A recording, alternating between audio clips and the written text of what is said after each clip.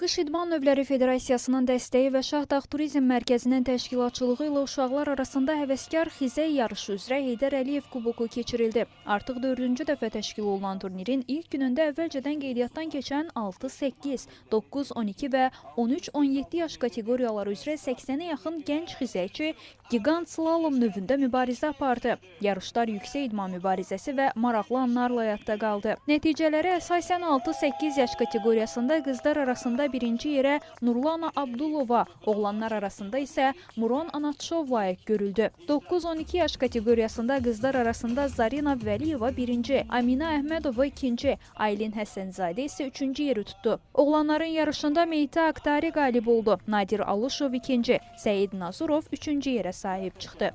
13-17 yaş kateqoriyasında qızlar arasında Ludmila Podgornaya birinci, Suel Hacıbəyli ikinci, Məryəm Vəzirova üçüncü oldu. Oğlanların mübarizəsində isə birinci yerə Amin Şıxov, ikinci yerə Yusif Qıçıbekov, üçüncü yerə isə Nurəddin Nazurov çıxdı. Bu artıq ənənəvi bir turnirdir. 4-cü dəfədir ki, Şahdağ Turizm Mərkəzinin təşkilatçılığı və Qış İdman Növləri Federasiyasının dəstəyi ilə təşkil olunur. Bu yarışda, bugünkü yarışda təkcə Azərbaycandan deyil, eyni zamanda Almaniyadan, Kanadadan, Fransadan, Pakistandan, ondan sonra Ukraynadan, Rusiyadan olan iştirakçılar da qatılıblar, mübarizə aparırlar.